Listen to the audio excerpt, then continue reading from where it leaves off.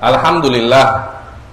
Alhamdulillahirabbil alamin wassalatu wassalam ala sayyidil mursalin wa ala alihi wa sahbihi wa man tabi'ahum bi ihsanin ila yaumiddin. Nawaitu ta'alluma wa ta'lim wan naf'a wal intifa' wal ifadah wal istifadah wal hatha ala tamassuki bi kitabillahi ta'ala wa sunnati rasulihi wa du'a ilal huda wa dalalata alal khairi wa ibtigha'a mardatihi wa qurbihi wa thawabihi subhanahu wa ta'ala. Allahumma faqihna fiddin wa alimna ta'wil.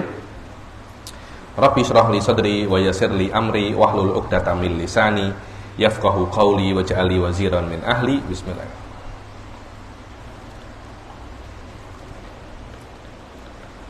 Alhamdulillah kita jumpa lagi di sesi kedua ya daripada kitab Daurah Muqaddimat ini. Yang sebelumnya sudah saya jelaskan tentang muqaddimah amah, tentang apa itu makna ahli sunnah wal jamaah. Sekarang sebelum kita masuk kitab, ada satu muqaddimah lagi yang mesti kita yang mesti saya sampaikan dan kita ketahui, yaitu muqaddimah amah Ustadz Rizwan tentang ilmu kalam. Nah, ini banyak orang-orang ini tidak paham apa itu ilmu kalam. Apa sih ilmu kalam? Sampai sekarang masih banyak orang-orang itu ilmu kalam tidak ada sejak zaman Nabi. Ilmu kalam itu ilmu banyak bicara. Yang penting kalian itu banyak bicara, ya anta sudah mutakalimun, yakni al-muktsir lil kalam. Beda ya, al-mutakalimun itu bukan makna lugawi yang selalu banyak bicara. Nah, kalau seamanya selalu banyak bicara, ya semua perempuan itu mutakalimun, mutakalimat gitu. Mutakalimat. Ya perempuan-perempuan itu semuanya mutakalimat. Tidak semacam itu, akan tetapi makna mutakalimun adalah orang yang ahli di dalam ilmu ilmu kalam. Kadangkala mutakalim ini boleh juga maknanya ini yang pinter ceramah. Nah, yang pinter ceramah itu di Jordan dikatakan hadar rajul mutakalimun. Ai yatakalam amaman nas, dibilang public speaker. Public speaker itu juga secara bahasa namanya mutakalimun. Akan tetapi kita tidak berbicara di dalam makna ilmu kalam ini, makna bahasanya, tapi kita membicarakan daripada aspek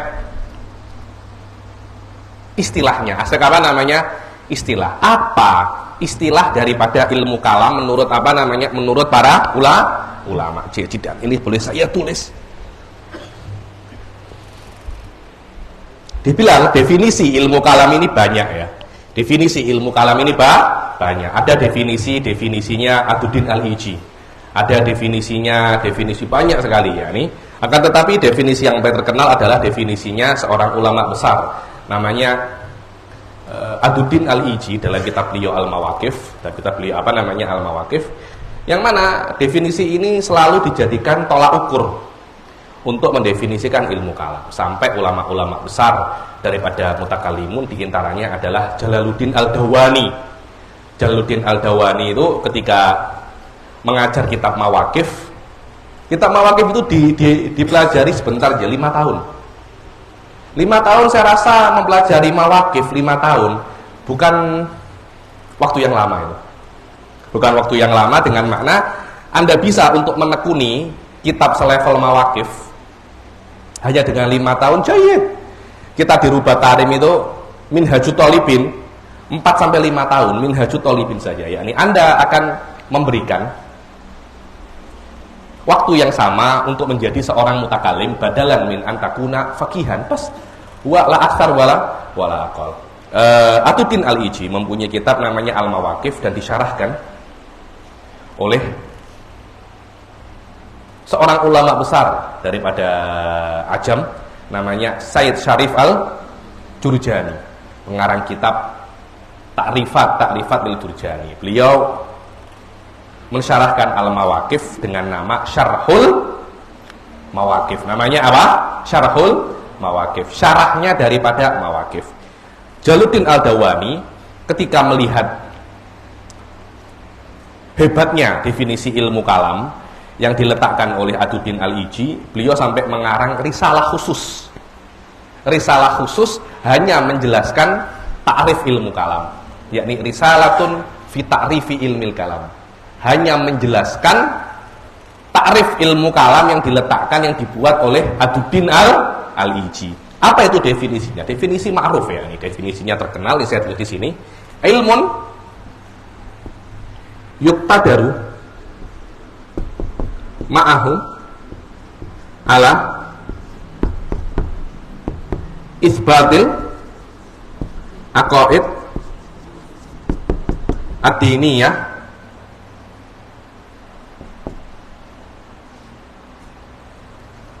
bi iradil hujaj wa daf'i syubah.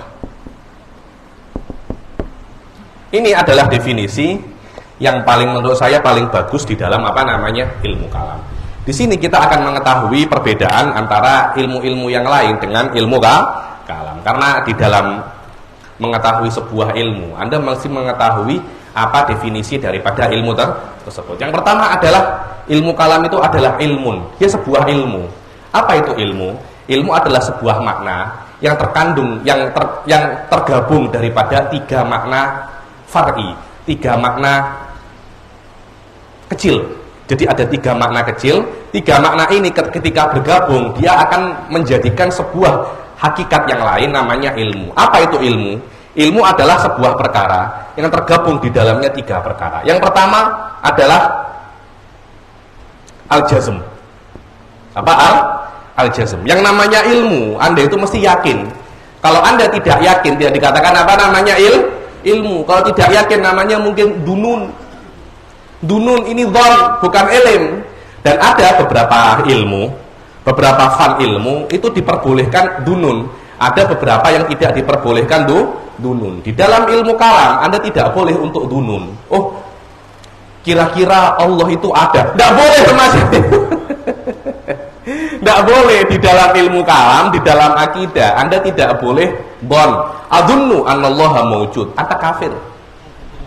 Kalau Anda mengira Allah itu ada, Anda tidak bisa menjadi seorang muslim. Anda akan kafir. Di dalam fikih boleh. Di dalam fikih boleh. Saya kira khiyar majlis itu ada. Adunnu anna khiyarul majlis sahihun sabitun. Itu tidak ada masalah. Tidak ada masalah. Kenapa? Karena al-fikih bimujmalihi, mayoritas daripada ilmu fikih itu bina'uhu ala dhon. Karena itu kita selalu mendengar di dalam banyak sekali kitab mengatakan bahwasanya al-fikih min babid dunun. Fikih min babid dunun. Walaysa min babil ulum. Akidah min babil ulum, tapi fikih min babid dunun. Al-ilm terdiri daripada jazm. Jazm itu maknanya 100% Anda meyakini bahwasanya perkara ini benar. Al-mutafiq, ada semacam mutabakoh. Mutabakoh antara apa? Mutabakoh itu maknanya adalah kesesuaian. Ketika Anda mengatakan ilmu, yakin, keyakinan Anda untuk menjadi ilmu, dia itu mesti mutabakoh. Makna mutabakoh, apa yang Anda yakini sesuai dengan realita. Karena banyak orang-orang itu meyakini sebuah perkara, tapi keyakinan dia tidak sesuai dengan realita. Loh, Anda kira orang-orang Nasrani meyakini kan bahwasanya Yesus adalah Tuhan.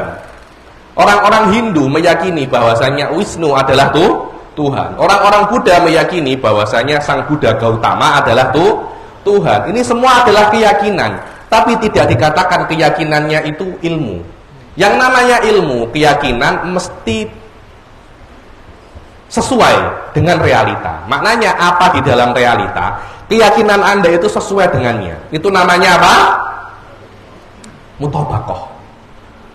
Orang-orang Syiah meyakini bahwasanya Sayyidina Ali itu imam maksum. Keyakinan mereka. Tapi keyakinan mereka tidak sesuai dengan realita. Minimal itu keyakinan kita dan bisa kita buktikan dengan diskusi. Kemudian yang ketiga, untuk menjadi ilmu itu harus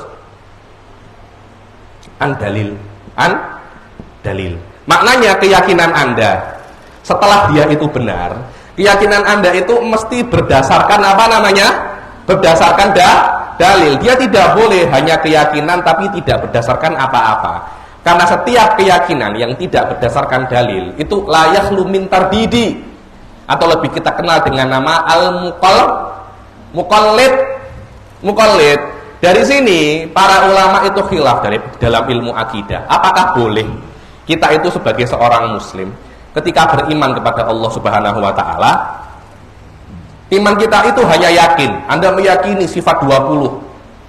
Anda meyakini semua yang diyakini oleh seorang ulama, Anda meyakininya. Tapi perbedaannya, Anda tidak meyakininya dengan dalil, sedangkan ulama meyakininya dengan dalil. Anda datang kepada Ustadz Rizwan. Ustadz Rizwan, saya ingin mondok, saya ingin belajar akidah. Sini anakku, aku ajari kamu akidah. Anda belajar, diajari oleh Ustadz Rizwan akidah seminggu, 2 minggu, sampai selesai apa itu akidah Islam. Tanpa dalil. Akhirnya orang ini beriman. Saya beriman kepada Allah. Kenapa Anda beriman kepada Allah? Karena Ustadz Rizwan mengatakan Allah itu ada. Mengatakan Allah itu ada. Kalau yang mengatakan Allah itu ada, mana Andre tadi itu? Anda ya Andre. Kalau yang mengatakan Allah itu ada, Andre, saya tidak mau beriman. Tapi karena itu yang mengatakan Ustadz Rizwan, saya mau beriman. Akhirnya iman dia terbina atas keyakinan semata terhadap Ustadz Rizwan. Di sini yang dikatakan al-imanul muqallid. Imanul muqallid. Orang yang mengambil iman daripada orang lain hanya berdasarkan individu, tidak berdasarkan dalilnya. Apakah iman-iman semacam ini sah? Pendapat terkuat ahli sunnah wal jamaah, sah, tapi dia berdosa. Karena kewajiban di dalam beriman itu adalah an-nadhar, berdasarkan dengan dalil, tidak berdasarkan dengan dengan meyakini seseorang tertentu saja. Dan sudah saya katakan, untuk menjadi ahli sunnah, Anda cukup meyakini beberapa usul qawaid tanpa melihat orangnya. Sekarang Anda menggantungkan semua akidah Anda terhadap satu orang. Dikatakan, apakah ketika saya beriman kepada Allah karena taklid kepada Ustadz Rizwan, apakah saya muslim? Iya, Anda muslim. Mutakalim tidak. Anda seorang muslim, iya, tapi mutakalim tidak. Mutakalim, Anda mesti mengetahui semua iman Anda berdasarkan dalil. Kalau Anda ingin menjadi mutakalim, kalau Anda tidak ingin, tidak ada masalah. Tidak mesti Anda menjadi mutakalim ya. Ini mutakalim ini profesi yang sangat berat, yang sangat mulia. Kalau Anda tidak mampu, tidak ada masalah. Masih banyak profesi yang lain. Anda boleh jual pisang goreng. Anda tadi boleh jual tahu goreng. Itu juga profesi yang mulia juga. Yang penting tidak haram. Tapi tanpa mengetahui dalil, Anda ingin menjadi mutakalim, saya mohon maaf. Itu tidak bisa didapatkan dengan semacam itu. Jadi yang namanya ilmu, apapun ilmunya, Anda itu mesti yakin, dan keyakinan Anda sesuai dengan realita, dan harus keyakinan Anda itu berdasarkan daripada dalil. Walaupun dalilnya itu bukan dalil yang tafsili, bukan dalil yang mendetail, cukup dalil yang ijmali, cukup sebenarnya. Cukup, tapi untuk menjadi mutakalim tidak cukup dalil ijmali. Untuk menjadi seorang muslim cukup. Seorang muslim tidak mesti mutakalim. Tapi seorang mutakalim pasti dia itu apa namanya? Muslim. Jayyid jiddan. Ilmun yuqtadaru ma'ahu. Kata-kata yuqtadaru ma'ahu maknanya dengan adanya ilmu itu Anda akan menjadi mampu.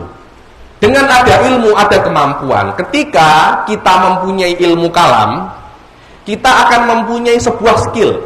Skill bukan ilmu ya. Karena ilmu itu maklumat, pengetahuan yang berdasarkan dalil dan sesuai dengan realita. Ketika kita mempunyai ilmu itu, kita akan mempunyai skill.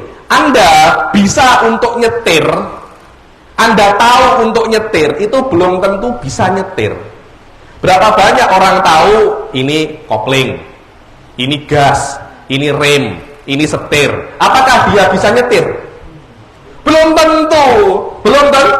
Anda tahu cara-cara nyetir, belum tentu Anda bisa nyetir. Untuk drive, untuk memandu, untuk nyetir, Anda harus ada semacam kudroh, ada semacam malakah. Di situ adalah natijah dan hasil yang utama daripada ilmu. Yang mana yang namanya ilmu itu, setelah Anda mengetahui ilmu ini akan menyebabkan pada Anda itu malakah. Yang mana malakah ini akan membuat kepada Anda sebuah hal yang spesifik. Dan malakah atau skill yang Anda dapatkan daripada ilmu itu, karena Anda banyak praktek, Ketika Anda mengetahui cara untuk nyetir, kemudian Anda banyak praktek nyetir, Anda mempunyai malakah kan? Yang mana malakah ini susah untuk hilang. Setelah Anda pintar nyetir, kemudian Anda berhenti nyetir 2 tahun, Anda nyetir lagi, bisa apa enggak? Bisa.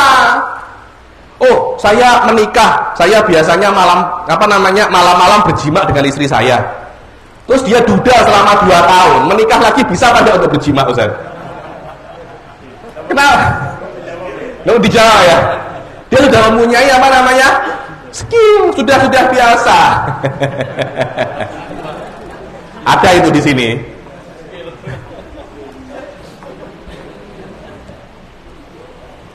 Nyetir itu juga sama. Inilah yang namanya apa? Malakah. Malakah. Kalau masih awal-awal nyetir, nyetirnya masih 1 bulan, 2 bulan, masih bingung-bingung. Oh, ini 1, ini 2, ini 3, ini gigi 4, ini gigi 5. Masih awal-awal nyetir kan bisa sempat lupa kan? Lupa. Lah kalau masih lupa dikatakan itu adalah hal. Dia sudah rosih, susah untuk hilangnya, namanya apa? Malakah. Ya, ilmu yang hakiki itu bukan hanya Anda mengetahui masail ilmu kalam. Fikih yang hakiki bukan Anda hanya mengetahui masail fikih. Fikih yang hakiki adalah bagaimana Anda itu mengetahui bagaimana Anda memiliki fikhun nafsi. Atau dikatakan dengan apa namanya? Nama malakah. Yang mana ilmu kalam, ketika Anda mengetahui ilmu kalam, dengan adanya ilmu kalam itu Anda akan mampu. Dan bukan ilmu kalam yang membuat Anda mempunyai skill, bukan itu. Karena itu kan ma'ahu, bukan bihi. Menunjukkan bahwasanya Allah yang menciptakan malakah. Malakah itu ada bersama ilmu, bukan ilmu menciptakan malakah. Kaidah ahli sunnah, 2 perkara yang ada bersamaan, bukan salah satunya menciptakan yang lain. Makan dan kenyang, bukan makan yang menciptakan kenyang, tapi Allah yang menciptakan Anda boleh makan, dan Allah yang menciptakan kenyang. Ini adalah sebuah kaidah yang kita kenal dengan nama la khaliqa illallah. Tidak ada yang mencipta kecuali Allah. Di sini Allah menjanjikan kepada kalian, kalau kalian mempunyai ilmu, mempunyai jazm al-mutabiq an-dalil, kemudian kalian sering praktek, insya Allah aku akan ciptakan kudrah. Aku akan ciptakan malakah. Yang mana malakah ini akan membuat Anda mampu untuk apa? Al-isbat. Membuktikan itu bukan untuk diri kita. Membuktikan untuk orang lain. Dibilang marhalah, ada 2 marhalah. Ada marhalah namanya marhalatus subut, dan ada marhalah yang kedua namanya marhalatul isbat. Fa marhalatus subut fi nafsil amr. Jadi ketika Anda akidah, oh Allah itu mempunyai sifatul qudrah, Allah itu mempunyai sifatul iradah, adanya sifat bagi Allah qudrah dan iradah, dia itu sebagai akidah. Itu bukan tugas ilmu kalam, bukan. Itu tugas ilmu, namanya ilmu akidah. Karena itu ilmu kalam untuk membuktikan kepada orang lain. Al-aqaid, apa itu aqaid? Akidah-akidah, ideologi-ideologi yang wajib kita yakini. Yang mana ideologi yang wajib kita yakini? Dengan makna, kalau ada ideologi ini, Anda tidak meyakininya, Anda kafir. Anda meyakininya, Anda muslim. Hal ini tidak diambil daripada ilmu kalam. Ilmu kalam tidak membuat akidah, itu yang banyak orang itu salah paham. Ilmu kalam tidak, oh ini akidah, ini bukan. Itu bukan tugasnya ilmu kalam. Tugasnya ilmu kalam adalah bagaimana dia itu membuktikan kebenaran akidah. Jadi ketika ada, oh Allah itu qadir, Allah itu murid, ilmu kalam membuktikan kebenarannya. Jadi ilmu kalam penjaga akidah. Ilmu kalam membuktikan kebenaran akidah. Ilmu kalam menyokong akidah. Ilmu kalam mensupport akidah. Ini perbedaan antara ilmu kalam dan ilmu akidah. Ilmu akidah adalah ilmu yang menjelaskan kepada Anda apa yang wajib Anda yakini. Sedangkan ilmu kalam membuktikan apa yang Anda yakini itu benar.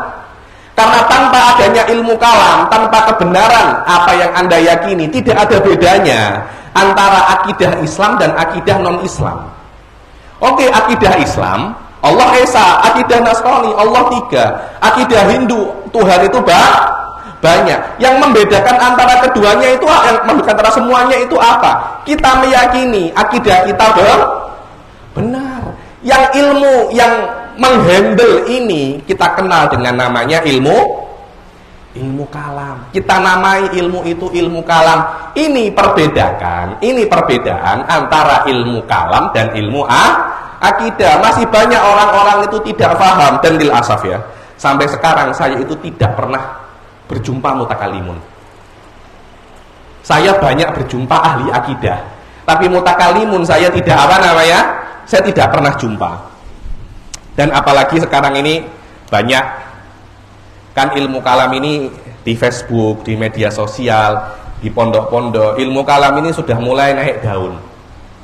Dengan makna semua orang itu ingin membuktikan bahwasanya saya ini juga mutakalimun. Dulu kan tidak ada kan. Dulu saya masih awal-awal ngajar ilmu kalam itu tahun 2017. Tidak ada yang mau jadi mutakalimun. Tidak ada. Tidak ada. Hanya saya mengajar ilmu kalam. Baru mulai ilmu kalam itu booming. Ilmu kalam itu booming. Sekarang semua orang mau menjadi mutakalimun. Padahal banyak daripada mereka, bahkan mayoritas daripada mereka itu belajar akidah. Akidah berbeda dengan ilmu kalam. Karena itu akidah itu hanya menjelaskan tentang apa yang wajib Anda yakini. Ilmu kalam menjelaskan tentang kebenaran yang Anda kebenaran yang Anda yakini. Dan ilmu akidah itu tidak dimaksudkan untuk amal. Anda tidak akan bisa untuk mengamalkan akidah. Contohnya di antara akidah umat muslim itu Allah itu Esa. Bagaimana Anda mengamalkan Allah itu Esa? Bagaimana Anda mengamalkan Allah itu Qadir? Anda tidak akan bisa untuk mengamalkannya. Akan tetapi setiap daripada amal perbuatan terbina atas akidah. Anda tidak akan bisa sholat kecuali akidah Anda benar. Di sini terbatalkanlah pendapat orang-orang yang mengatakan bahwasanya akidah tidak ada kena-mengena dengan amal perbuatan. Loh ada, memang akidah tidak bisa diamalkan, tapi setiap amal terbina atas akidah. Dan ilmu yang menjaga akidah adalah ilmu kalam. Jadi ilmu kalam adalah ilmu yang membuat Anda menjadi mempunyai skill, mempunyai malakah untuk membuktikan kebenaran akidah kepada orang lain. Adapun Anda tidak perlu bukti karena Anda sudah meyakini kebenaran kebenaran akidah. Untuk membuktikan kebenaran akidah kepada orang lain, akidah apa? Akidah diniyah. Akidah diniyah, ada banyak akidah, akan tetapi tidak semua akidah itu akidah diniyah. Kita sebagai bangsa Indonesia, kita mempunyai akidah. Contohnya adalah akidah Indonesia itu NKRI harga mati. Itu akidah Indonesia itu. Maknanya selama Anda itu bangsa Indonesia, Anda mesti meyakini NKRI harga mati. Coba Anda di Facebook tulis NKRI bukan harga mati. Wow, enggak lama itu. Enggak lama, besok Anda sudah masuk penjara itu. Besok Anda diketok-ketok tengah malam dengan tentara, dengan polisi. Kenapa? Karena ini adalah akidah Indonesia. Dibilang Pancasila dasar negara itu adalah akidah Indonesia. Dan ilmu kalam bertugas bukan untuk membuktikan NKRI harga mati. Ilmu kalam bukan tugasnya membuktikan Pancasila adalah dasar negara. Ada ilmu-ilmu yang lain untuk membuktikan itu. Ilmu kalam hanya membuktikan tentang akidah-akidah yang benar, akidah-akidah Islamiyah. Dibilang aqaid diniyah adalah akidah-akidah yang ternisbatkan kepada agama. Yang mana akidah-akidah ternisbatkan di dalam agama itu maknanya adalah akidah-akidah ini terbatasi dengan al-ma'lum minaddin bid darurah. Apa itu al-ma'lum minaddin bid darurah? Al-ma'lum minaddin bid darurah adalah perkara-perkara yang ada di dalam agama yang semua mengetahuinya. Selama Anda muslim, Anda mesti mengetahuinya. Tak kisah Anda itu orang pondok atau bukan orang pondok. Contohnya adalah Allah itu Esa. Untuk mengetahui keesaan Allah, Anda tidak perlu untuk mondok. Sholat fardu itu wajib. Untuk mengetahui hal itu, Anda tidak perlu mempunyai gelar semacam saya, LCMA PhD. Tidak perlu Anda sampai belajar semacam itu. Itu adalah perkara-perkara yang mudah. Hal-hal semacam itu yang diketahui oleh semua umat muslim. Awamuhum wa khawasuhum, itu namanya al-ma'lum minaddin bid darurah. Yang mana? Mutakallimun. Dia adalah orang-orang atau kelompok-kelompok yang berpikir di alam semesta untuk membuktikan akidah Islamiyah. Dan natijah daripada berpikir mereka tidak boleh keluar daripada al-ma'lum minaddin bid-darurah, tidak boleh keluar. Kalau dia keluar daripada al-ma'lum minaddin bid-darurah, maka dia sudah bukan mutakallimun lagi. Mutakallimun ketika hasil daripada pikirannya keluar daripada al-ma'lum minaddin bid-darurah, dia mesti mengulangi tafkirnya, ulangi lagi. Kalau pikiran ijtihadnya mutakallimun akan sampai kepada Allah itu 2, Allah itu 3, Allah itu 4, maka hasil pikiran Anda adalah perkara yang batil. Di mana kebatilannya? Wallahu a'lam. Yang penting batil. Anda mesti mengulangi ijtihad Anda. Anda mesti ulangi. Kenapa? Karena confirm akidah hasil daripada pikiran Anda itu batil. Berbeda dengan falsafah. Falsafah adalah pikiran manusia di dalam alam semesta untuk membuktikan dan untuk sampai ke dalam kebenaran, dan tidak peduli apakah hasil daripada pikirannya itu bertentangan dengan al-ma'lum minaddin bid-darurah atau tidak. Mungkin bertentangan, mungkin tidak. Dan mereka, saya memang tidak berhasrat untuk sesuai dengan Islam. Karena itu yang namanya yang namanya falasifah, Anda akan melihat seperti Farabi, Ibnu Sina, kemudian Aristo. Mereka mempunyai cara berpikir yang mirip mutakallimun, tapi mereka lebih bebas daripada mutakallimun karena mereka tidak terbatasi dengan al-ma'lum minaddin bid-darurah. Jadi apapun hasil pikiran mereka akan mereka legitimasi, akan mereka anggap benar. Berbeda dengan mutakallimun, pikiran mereka tidak boleh dianggap benar begitu saja, mesti terikat dengan al-ma'lum minaddin bid-darurah. Selama terikat dengan al-ma'lum minaddin bid-darurah, maka Anda akan masuk dalam kalangan mutakallimin, dan secara otomatis Anda akan masuk dalam golongan orang muslim. Walaupun ijtihad Anda itu salah, Wahabi, dan hasilnya bertentangan dengan ahli sunnah. Ijtihad dia salah, Mu'tazilah salah, tapi still mereka mutakallimun. Kenapa? Karena ijtihad mereka terbatasi dengan al-ma'lum minaddin bid-darurah, terbatasi mereka. Selama mereka masih terbatasi dengan al-ma'lum minaddin bid-darurah, walaupun mereka salah, mereka itu mutakallimun. Kalau mereka tidak terbatasi dengan al-ma'lum minaddin bid-darurah, walaupun mereka benar, mereka falasifah. Mereka ahli filsafat. Jadi tidak semua filsafat itu salah, ada filsafat yang benar, tapi kebenaran mereka tidak menjadikan mereka mutakallimun. Yang menjadikan mereka mutakallimun bukan hasil ijtihad mereka, tapi metode ijtihad mereka. Kalau metode ijtihad mereka terbatasi dengan al-ma'lum minaddin bid-darurah, maka mereka itu adalah mutakallimun walaupun mereka salah. Jika ijtihad mereka tidak terbatasi dengan al-ma'lum minaddin bid-darurah, maka mereka adalah falasifah walaupun mereka benar. Inilah perbedaan antara akidah, ilmu kalam, dan filsafat. Jadi akidah adalah ilmu atau perkara-perkara yang wajib Anda yakini. Ilmu yang menjelaskan tentang perkara-perkara yang wajib Anda yakini namanya ilmu akidah. Dan ilmu kalam adalah membuktikan kebenaran hal-hal yang Anda yakini dengan catatan tidak terkeluar cara berpikirnya daripada al-ma'lum minaddin bid-darurah. Filsafat adalah ilmu untuk sampai kepada kebenaran, apapun itu kebenarannya, tanpa terbatasi dengan al-ma'lum minaddin bid-darurah. Bagaimana cara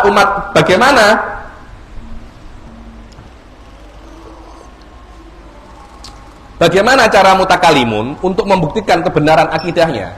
Caranya mereka itu ada dua. Yang pertama adalah bi'iradil hujaj, dengan cara mendatangkan dalil. Hujjah adalah dalil yang kuat, adalah dalil yang qat'i. Apa itu dalilun qat'i? Dalil yang semua ihtimalnya itu batal kecuali satu. Dan dalil qat'i ini ada dua, ada qat'iyun akli dan ada qat'iyun nakli. Dalil qat'iyun akli adalah dalil yang semua muqaddimahnya, sama ada kubro ataupun sugro, semuanya diambil daripada akal. Tidak ada satupun daripada muqaddimahnya yang diambil daripada kitab ataupun sunnah. Kalau ada salah satu daripada muqaddimah terhadap dalil tersebut diambil daripada kitab ataupun sunnah, maka dalil itu dikatakan dalilun nakli. Maka burhan atau hujaj adalah dalil yang qat'i, tidak kisah, tidak peduli. Dalil itu adalah dalil akli ataupun dalil nakli. Jadi mutakalimun ketika ingin membuktikan kebenaran akidah, mereka itu mendatangkan dalil. Mereka mendatangkan dalil, tidak peduli dalil itu adalah dalil akli ataupun dalil nakli. Yang penting dalil itu qat'i, karena hanya yang diterima di dalam ilmu kalam dalilnya itu hanya dalil qat'i. Selain daripada qat'i, tidak akan diterima. Kenapa? Karena tidak sekufu. Maaf, kami tidak menerima dalil selain dalil qat'i. Dalil kamu ini bukan tidak berguna sama sekali, dia berguna, tapi tidak berguna di dalam ilmu kalam. Mungkin ilmu-ilmu yang lain akan amik, ilmu-ilmu yang lain akan terima, terutama ilmu fikih. Ilmu fikih dalilnya tidak perlu qat'i, dalilnya cukup dhonni, tapi di dalam ilmu kalam tidak bisa. Di dalam ilmu kalam tidak akan diterima kecuali dalil itu dalil qat'i. Dalil dhonni tidak akan diterima. Sebab itulah dikatakan bi'iradil hujaj. Makna bi'iradil hujaj adalah dengan membuktikan kebenaran yang Anda yakini. Setelah Anda membuktikan kebenaran apa yang Anda yakini, akan ada langkah terakhir. Dan lil asaf langkah terakhir inilah yang banyak dinisbatkan ilmu kalam kepadanya. Apa itu? Bi'iradil hujaji au daf'ish syubah. Apa itu daf'ish syubah? Daf'ish syubah adalah Anda menolak syubhat-syubhat. Apa itu syubhat? Syubhat adalah perkara yang dikira dalil tapi itu bukan dalil. Perkara yang dikira akidah tapi itu bukan akidah. Jadi tugas ilmu kalam bukan hanya membuktikan kebenaran akidah yang Anda yakini. Tugas ilmu kalam juga membatalkan akidah selain akidah Islam. Membatalkan akidah selain akidah yang benar. Dan ini yang berbahaya. Wadifah ini adalah wadifah yang sangat resiko. Karena ketika Anda, ada akidah Nur Muhammad Qadim. Loh, Anda mau membatalkannya, Masya Allah, Anda akan berhadapan dengan puluhan, ratusan, bahkan ribuan orang. Ini nggak semua orang mampu. Semua orang mungkin mampu untuk membuktikan kebenaran akidahnya. Tapi tidak semua orang mampu untuk membatalkan akidah selain akidah Islam. Anda mengatakan Wahabi tidak benar. Wahabi itu salah. Allah tidak bersemayam di atas arsy. Allah tidak mempunyai tangan. Ketika Anda menghadapkan diri Anda kepada posisi ini, ketahuilah ribuan Wahabi akan geruduk, tahu geruduk ya? Akan menggeruduk apa? Menyerbu Anda, langsung akan menyerbu Anda. Ini wadifah yang bukan wadifah yang tidak mudah. Yang mana secara khulasoh, secara global, wadifah daripada ilmu kalam itu ada 3. Yang pertama adalah wadifah tasawuriyah, wadifah bayaniyah. Apa itu wadifah tasawuriyah atau bayaniyah? Anda di dalam ilmu kalam menjelaskan akidah yang benar. Di dalam beberapa ilmu kalam, dalam level tertentu ilmu kalam, Anda akan menjelaskan akidah yang benar. Dan di dalam marhalah yang pertama ini, di dalam level yang pertama ini, marhalah yang pertama ini, biasanya mutakalim itu yugrik, yufni nafsahu di dalam bayan, menjelaskan akidah dengan sebaik-baiknya, dengan sejelas-jelasnya. Karena yang namanya kerancauan, kegamangan, ketidakjelasan adalah sumber pertikaian. Kalau Anda ingin bertikai, jangan jelaskan. Biarkan dia itu apa namanya? Gamang. Biarkan dia itu blur, apa? Remang-remang. Biarkan dia itu remang. Ketika dia itu remang, pasti begaduh. Nanti Ustadz Rizvan paham apa? Ustadz Iqbal paham apa? Ustadz Halpiani paham apa? Adit paham apa? Dan semua kefahamannya itu berbeda. Dan semua kefahaman ini diakomodir oleh nas yang tidak jelas ini. Sebab itulah mutakalimun di dalam level pertama akan menjelaskan ilmu kalam ini, akan menjelaskan akidah-akidah ini dengan sejelas-jelasnya. Wa ini ketamo hadzal bayanu tulal magom. Walaupun untuk menjelaskan dengan sejelas-jelasnya itu perlu panjang, perlu waktu yang lama, perlu berjam-jam. Lebih baik Anda berjam-jam mendengarkan penjelasan saya daripada Anda bertahun-tahun di neraka. Betul apa tidak? Ketika Anda sudah salah paham agama, itu membuat Anda beresiko untuk bertahun-tahun di neraka. Lebih baik Anda berjam-jam dengan saya, kan? Masih ada tehnya, masih ada papin, apa? Masih ada papakinnya, masih ada pisang gorengnya, daripada Anda bertahun-tahun di neraka. Yang Anda temui bukan Ustadz Rizvan, Anda akan temui Zabaniyah, Anda akan temui malaikat Malik. Ada 19 orang yang menjaga api neraka. Alaiha tis'ata asyar. Lebih baik engkau jumpa kita ini masih bisa makan pentol, masih bisa makan Indomie. Perlu waktu yang memang tidak lama sebenarnya. Saya rasa tidak lama. Lebih lama Anda main Mobile Legend, lebih lama Anda tengok drakor itu, drama Korea itu, lebih lama Anda tengok movie daripada Anda belajar akidah. Tidak lama, perlu kesabaran saja. Tapi saya malas, tidak ada masalah. Kalau memang Anda malas belajar akidah, tidak ada masalah. Ada tempat namanya neraka.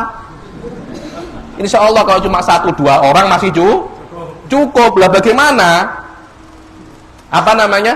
Bagaimana mau masuk surga tapi apa namanya? Tapi tidak mau berusaha sama sekali. Lah, wadifah yang setelah wadifah yang pertama ini yaitu wadifah bayaniyah atau wadifah tasawuriyah. Yaitu wadifah yang kedua daripada ilmu kalam, yaitu wadifah tasdikiyah.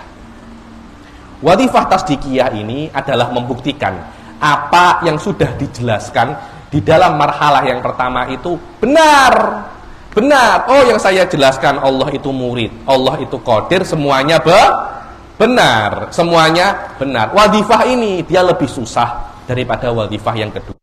Saya namakan wadifah ini adalah wadifah wadifah tasdikiyah, membuktikan kebenaran apa yang kita jelaskan di level yang pertama. Dan wadifah yang ketiga adalah wadifah yang sangat berbahaya, dan wadifah ini yang membuat orang-orang itu tidak suka ilmu kalam. Wadifah inilah yang membuat orang-orang itu banyak menfitnah ilmu kalam. Wadifah inilah yang banyak ditakuti oleh orang-orang, karena ilmu kalam ini akan membuktikan kebusukan akidah seseorang. Dan banyak orang itu akidahnya tidak benar. Allah yastur. Yakni kalau saya mau buat research, akidah mana saja yang tidak benar daripada pondok ke pondok, daripada ustadz ke ustadz yang lain, Allah yastur. Saya tidak akan tahu berapa banyak pondok dan berapa banyak ustadz yang kita teliti ternyata akidahnya apa? Bermasalah. Untung di dalam ahli sunnah kita tidak diperbolehkan untuk mengorek-ngorek akidah. Tidak diperbolehkan. Apa akidahmu? Tidak boleh semacam itu. Mengorek-ngorek akidah tidak boleh. Kecuali kalau dia sudah menampakkannya secara publik. Semacam Nur Muhammad Qodimah. Itu perkara yang perlu kita bahas. Walaupun mungkin bukan di level daurah ini. Bukan karena kita mengorek-ngorek akidah, tapi karena dia sudah menampakkan akidahnya. Kalau dia hanya berakidah di dalam hati saja, urusanmu. Karena pada zaman dahulu, orang-orang munafik oleh Rasul tetap dianggap sahabat. Dan Rasul tidak menghukumi dengan batinnya. Tidak. Dan menyuruh umat muslim untuk menghukumi dengan zahir. Karena zahir adalah urusan manusia, batin adalah urusan Allah Subhanahu wa ta'ala. Anda tidak boleh menghukumi orang dengan batinnya. Anda mesti menghukumi orang dengan zahirnya. Kecuali kalau orang itu sudah mendhahirkan yang batin. Cerita lain lagi itu. Karena itu menjadi munafik tidak ada hududnya. Ada hadul munafik? Tidak ada. Murtad ada. Hadur riddah ada. Yukta rokobah. Kutiatir rokobah. Hadur riddah. Kenapa? Riddah adalah menampakkan apa yang batin. Ketika Anda sudah tidak percaya dengan Islam, Anda menampakkannya. Itu Anda hanya menginginkan kekacauan. Hanya menginginkan kegaduhan di antara orang-orang muslim. Pada saat itu ada hududnya. Berbeda kalau Anda itu berbeda kalau Anda itu kalau ada orang itu hanya menyembunyikan kebatilan di dalam dirinya, Islam tidak akan ada urusan. Berdosa iya, hudud tidak ada. Dan ilmu kalam, tugasnya ilmu kalam, ketika ada orang itu menampakkan hal itu, dia mesti membahasnya dan dia akan menampakkan apa yang tidak tampak daripada lawazim-lawazimnya. Di situ banyak orang-orang itu ketakutan. Ketika ada mutakalim di satu desa datang, itu orang-orang mazhabnya batil sudah mulai gelisah. Sudah mulai gelisah. Saya itu banyak beberapa tempat saya itu dimusuhi. Mereka itu banyak takut. Aduh, Habib Ali datang, bahaya ini. Kalau kata-katanya orang Malaysia, kita bisa terkantoi. Terkantoi itu ketahuan. Mungkin kalau Anda membohongi orang anak-anak kecil bisa, membohongi mutakalim susah. Mutakalim akan menguak dan membongkar kebatilan Anda. Pada saat itu banyak orang-orang yang mempunyai akidah yang tidak benar, akidah yang buruk, itu ketakutan. Dan wadhifah ini saya namakan wadhifah jadaliyah. Wadhifah apa namanya? Jadaliyah. Kita dengar adzan dulu sekejap.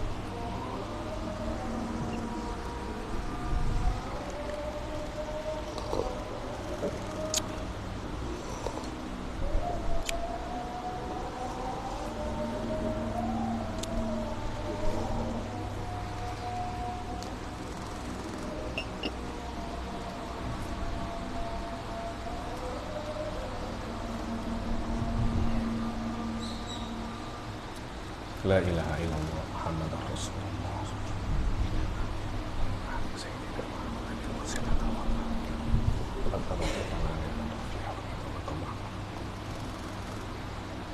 Wadhifah yang ketiga ini kita kenal dengan nama wadhifatun apa? Jadaliyah. Maknanya untuk ibtalus syubah, untuk raddu syubah, Anda itu mesti banyak berdebat, banyak berjumpa dengan orang, kemudian berdebat. Dan ini adalah hakikat daripada wadhifah daripada anbiya. Kita melihat bagaimana Nabi Ibrahim itu berdebat dengan para kaumnya. Ceritanya Nabi Ibrahim ketika menghancurkan berhala, kemudian bal fa'alahu kabiruhum hadza. Fas'alhum in kanu yantikun. Kemudian ceritanya Nabi Ibrahim ketika apa itu namanya? Melihat matahari. Itu bukan maknanya Nabi Ibrahim, itu kan dikatakan Nabi Ibrahim apa namanya? Melewati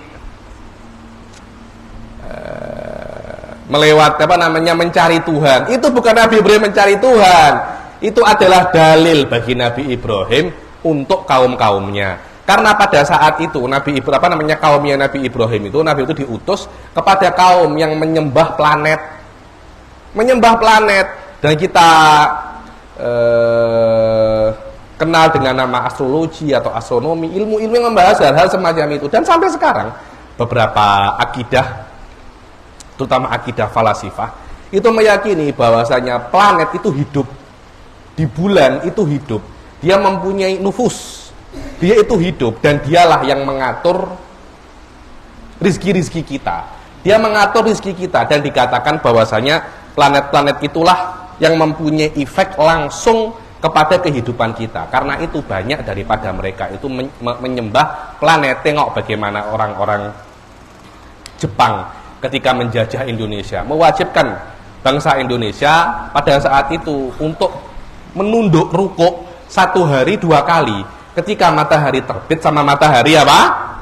Tenggelam. Kenapa? Karena mereka meyakini matahari itulah Tuhan yang hakiki. Nabi Ibrahim menghadapi kaum-kaum semacam itu. Karena itu Nabi Ibrahim mengatakan kalau memang ini bulan dia tidak akan, kalau memang ini Tuhan dia tidak akan tenggelam. Kalau memang ini Tuhan pasti ada yang lebih besar. Hal-hal semacam itu adalah sebuah cara bagaimana Nabi Ibrahim itu menyadarkan kaumnya. Itu bukan perjalanan spiritual Nabi Ibrahim, bukan. Memang itu adalah cara, metode Nabi Ibrahim untuk berdakwah kepada kaumnya. Dan kita lihat bagaimana Rasul Shallallahu Alaihi Wasallam berdebat dengan orang-orang Quraisy. Sampai ta'alau nada'u abna'ana wa abna'akum wa nisa'ana wa nisa'akum. Ya ahlul kitabi ta'alau ila kalimatin sawa'in bainana wa bainakum.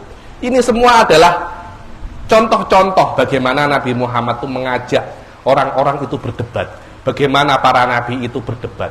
Bagaimana para ulama, Anda kalau tahu ceritanya Imam Asy'ari berdebat dengan Abu Ali Al-Jubai, Imam Al-Baqillani berdebat, Imam Syafi'i berdebat. Ada perdebatan-perdebatan yang dilakukan oleh Imam Asy-Syafi'i, dikumpulkan dalam kitab-kitab beliau. Ada kitab khas li Syakuni namanya Uyunul Munadharat, hanya menjelaskan tentang perdebatan-perdebatan. Ada lagi kitab daripada Shinkiti, tapi katanya seorang Wahabi. Kitabnya beliau itu Al-Munadharat fil Kitabi wa Sunnah. Ini contoh-contoh perdebatan yang ada di dalam kitab was Sunnah. Ada juga kitabnya Al-Imam Fakhruddin Ar-Razi, seorang ulama besar daripada ahli sunnah. Beliau mempunyai kitab Al-Munadharat Mawara'an Nahar. Munadharatu Mawara'an Nahar. Ini adalah kitab-kitab yang menjelaskan tentang perdebatan. Karena mereka paham bahwasanya berdebat itu juga adalah wadhifah para nabi. Wajadilhum billati hiya ahsan. Cuma dalam perdebatan itu memang ada etikanya, ada etiknya. Ada tidak saling merendahkan, tidak cakap-cakap semacam ini. Itu debat capres itu. Itu debat capres. Debatnya para ulama tidak semacam itu. Debatnya ulama tidak semacam itu. Nanti ada sa'il, ada mujib, ada ilmu khas, dan saya pernah mengajarnya. Ilmu namanya ilmul bahth wal munadharah, yang terkenal adalah karangannya Muhyiddin Abdul Hamid, salah seorang ulama Azhar kabir ya. Paling famous karangannya beliau ada lagi Abdurrahman Hasan Habanakah kitabnya dia Habanakah. Iya, ada kitabnya beliau itu namanya apa? Du'abitul Ma'rifah.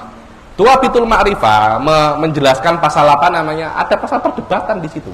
Dan banyak ilmu debat. Lah, setelah kita mengetahui ini adalah ilmu kalam yang mempunyai 3 wadhifah. Wadhifah tasawuriyah, bayaniyah. Wadhifah tasdikiyah, itsbatiyah.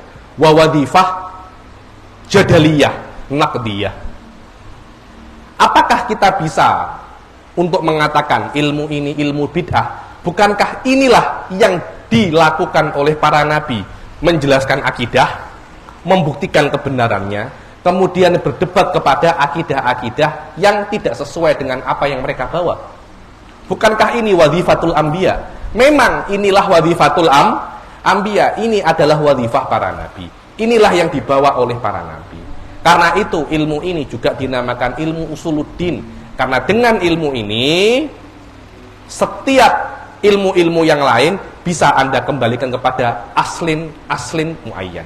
Ilmu fikih Anda kembalikan ke usulnya. Ilmu ini Anda kembalikan ke usulnya. Jadi salah kalau dikatakan ilmu kalam ini ilmu bid'ah. Salah jika dikatakan ilmu kalam ini ilmu yang tak benar. Ilmu kalam ini ilmu bid'ah. Lah terus bagaimana perkataan-perkataan daripada a'immah salaf? Kita banyak melihat imam-imam salaf daripada seperti Imam Syafi'i, Imam Al-Khattabi, dan imam-imam yang lain, Imam An-Nawawi, Imam As-Suyuti, itu menafikan ilmu kalam. Di antaranya adalah perkataan daripada Al-Imam Asy-Syafi'i, hukmi fi ahlil kalam an yudroba bil jarid wa yutafu alal asyair wa yuqalu lahum hadza jazaa'u man akhadha bil kalam wa tarakas sunnah.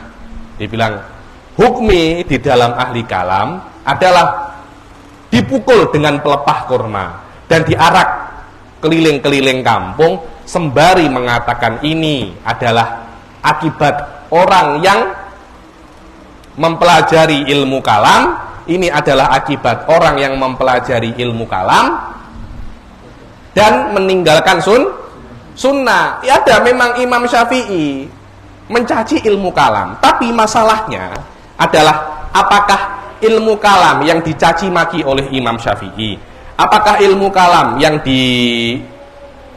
ilmu kalam yang hati-hatikan, istilahnya jangan belajar ilmu kalam. Apakah makna ilmu kalam semacam ini? Apakah makna ilmu kalam yang saya jelaskan? Bukan. Ilmu kalam yang ditahdzir. Apa ditahdzir itu? Yang diancam, yang diperingatkan oleh Imam Syafi'i, ilmu ini kurang bagus. Bukan ilmu kalam yang saya jelaskan, bukan ilmu kalam yang saya ajarkan. Ilmu kalam yang saya ajarkan ini namanya adalah ilmu tauhid, namanya adalah ilmu usuluddin, adalah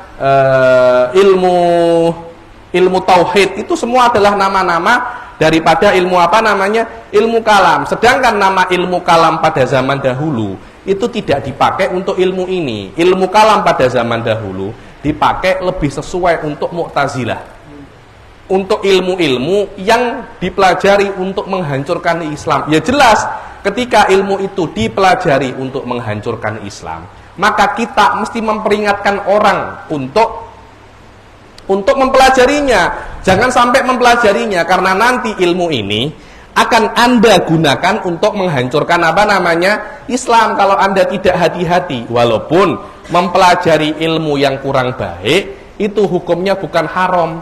Mempelajari ilmu sihir tidak haram. Yang haram itu mempraktekkan sihir. Praktek sihir itu haram. Oh, ini tempe, tahu Anda bakar hari Jumat, insya Allah nanti menjadi ilmu pelet.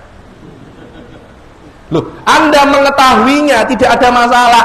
Praktek yang tidak boleh, prakteknya. Wah, ini praktek ini saya gini. Yes.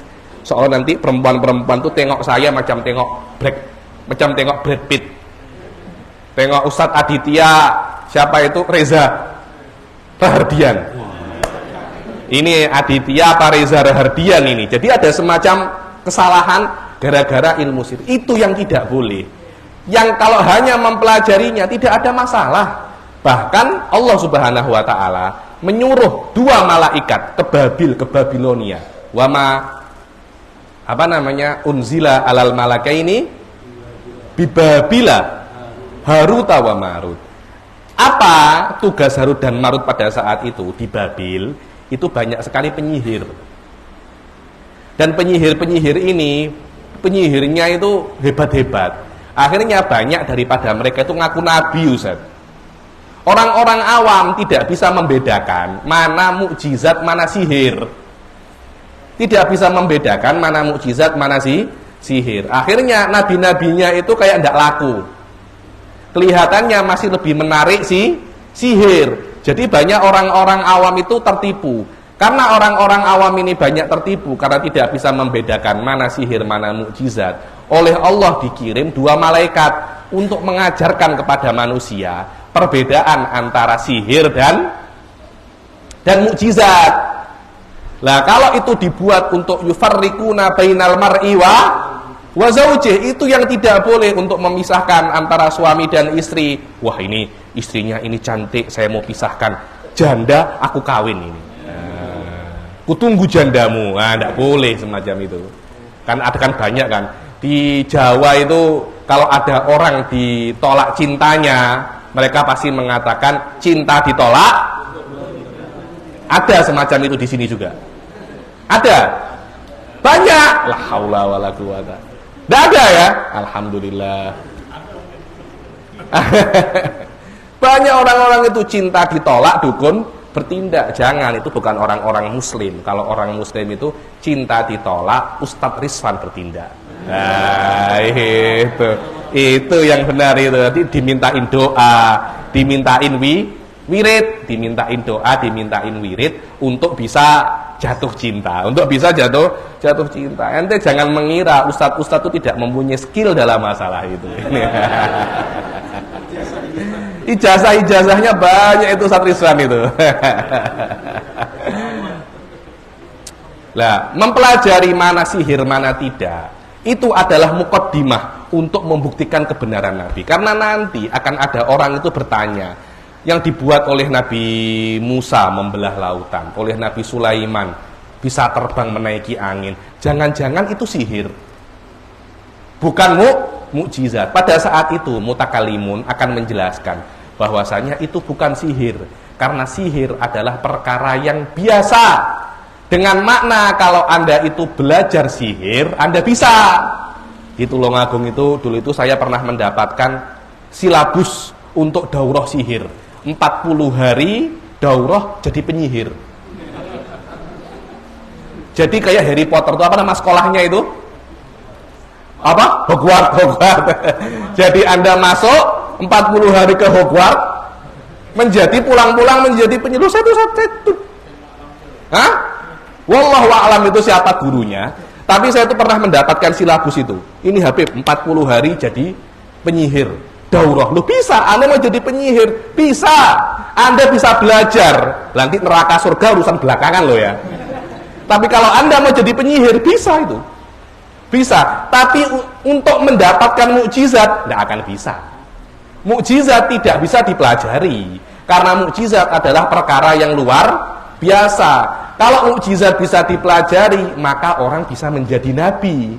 Kalau orang bisa menjadi nabi, saya mau itu. Saya sudah capek jadi Habib soalnya. Jadi bukan Habib Ali Bagir, mungkin Nabi Ali Bagir. Enak kan punya umat, punya kitab suci saya itu. Tapi tidak bisa. Yang namanya mukjizat tidak bisa dipelajari. Semuanya itu murni pemberian Allah. Lah, mutakalimin menjelaskan antara dua perbedaan itu. Membatalkan sihir bahwasanya ini adalah adatun khofiyah. Dia perkara yang adat, Anda bisa pelajari. Cuma Anda tahu atau tidak. Seperti ada pelajaran tentang kedokteran, ada pelajaran tentang sihir. Mungkin nanti ada jurusan kuliah tentang sihir, mungkin. Wong kenapa tidak mungkin? Di beberapa kampus itu ada mata kuliah tentang Naruto. Ada mata kuliah tentang Naruto, ada mata kuliah tentang Harry Potter. Kenapa tidak ada mata kuliah tentang sihir? Mungkin ada mata tentang sihir hitam, ada sihir putih. Dulu saya pernah jumpa di Hadramut, ada orang bermain-main dengan jin-jin kayak begitu. Habib, saya ini belajar sihir, tapi sihir putih. Wah, ini beda lagi nih. Kan biasanya sihir hitam kan. Ini sihir putih. Oh, sihir pink ada ya? Kalau ada, saya mau belajar sihir yang pink. Lu ada, orang-orang yang belajar semacam itu ada. Yang haram adalah prakteknya. Guru saya, Syekh Said Foda, beliau mengatakan, saya ini sudah baca kitab apa itu? Syamsul Ma'arif. Saya sudah belajar Syamsul Ma'arif. Kenapa? Seorang mutakalim, dia itu seorang mutakalim, jadi beliau mesti tahu ini sihir. Karena pernah datang ke beliau itu orang-orang yang mengaku torikot. Orang-orang yang mengaku torikoh, bahwasanya torikoh kami ini benar. Dalilnya adalah kalau saya memegang strum, apa strum itu? Listrik, saya nggak strum. Betul, ini strum diencepkan itu. Ditancapkan, dicolokkan ke lampu menyala. Tapi satu orang ketika memegangnya, pertama ke strum. Terus dia baca berpikir, dia sentuh tidak ke setrum. Wah, ini menandakan bahwasanya torikoh saya itu torikoh yang benar. Anda harus baiat kepada saya. Oh, yang lain lagi, Anda masih kurang bukti. Akhirnya apa itu? Pisau. Dia tancapkan ke kepalanya. Betul, mancap kepalanya, dan Syekh sendiri yang apa namanya? Yang mengambil daripada kepalanya itu. Dan dia tidak apa-apa. Menunjukkan bahwasanya ini adalah thariqah yang benar. Loh, belum tentu. Jangan-jangan ini adalah sihir. Ini adalah sihir. Mungkin ini bukan sesuatu yang benar. Akhirnya Anda tutupi kesalahannya dengan menggunakan sihir. Kebenaran sebuah akidah, kebenaran sebuah thariqah tidak ditentukan dengan berapa banyak perkara-perkara luar biasa yang bisa Anda lakukan. Karena Dajjal pun juga akan membuat perkara yang luar biasa. Tapi perkara yang luar biasa ini tidak dikatakan adalah akidah yang benar. Tidak dikatakan, bukan tanda perkara yang benar, kecuali mukjizat. Kecuali apa namanya? Mukjizat. Karena itu akidah yang benar, perkara yang akidah yang benar bukan dibuktikan dengan perkara yang luar biasa. Tapi apakah akidah ini sesuai dengan kitab wa sunnah atau tidak? Karena perkara yang luar biasa boleh dibuat oleh orang yang muslim dan orang yang fasik. Bahkan orang yang non muslim pun juga bisa untuk berbuat perkara yang luar biasa. Wallahu a'lam. Tadi sampai mana?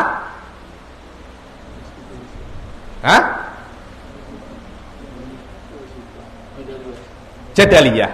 Jadi itulah yang namanya wadifah. Apa namanya wadifah? Jadaliyah. Wadifah jadaliyah adalah membuktikan akidah yang lainnya itu salah. Jayid. Inilah adalah definisi daripada ilmu kalam. Dan ilmu kalam secara umum mempunyai 3 tugas: wadifatun bayaniyah, wadifatun tasdikiyah, dan wadifatun jadaliyah. Apa maudhu pembahasan ilmu kalam itu apa? Pembahasan ilmu kalam itu bukan hanya perkara-perkara yang berkaitan tentang Allah dan Rasulnya, tidak. Itu memang pembahasan ilmu kalam yang paling majoriti. Akan tetapi pembahasan ilmu kalam itu dikatakan oleh para ulama al-maujud. Segala perkara yang ada bisa menjadi pembahasan terhadap ilmu kalam. Terutama daripada aspek perkara yang maujud ini bisa digunakan untuk membuktikan kebenaran akidah. Setiap perkara yang bisa digunakan untuk membuktikan kebenaran akidah, maka itu adalah pembahasan daripada ilmu kalam. Kalau perkara ini tidak bisa digunakan untuk membuktikan kebenaran akidah, maka itu bukan ilmu kalam. Jadi, maudhu pembahasan objek daripada ilmu kalam adalah al-maujud min haitsu yuthbitu bihi al-aqaid as-shahihah.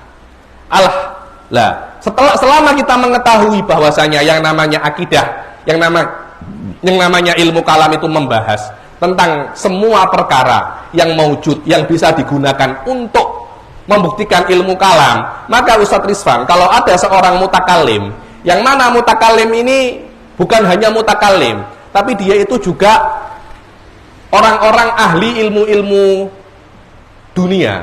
Contohnya dia seorang dokter, dia seorang engineer, dia seorang politikus. Tidak ada masalah. Tidak ada masalah seorang mutakalim itu dokter. Tidak ada masalah seorang mutakalim itu engineer. Guru saya, Syekh Said Foda, itu engineer. Dan dulu ketika saya itu belajar ilmu kalam, yang hadir 12 orang, 15 orang, yang masuk jurusan agama hanya 3 atau 4.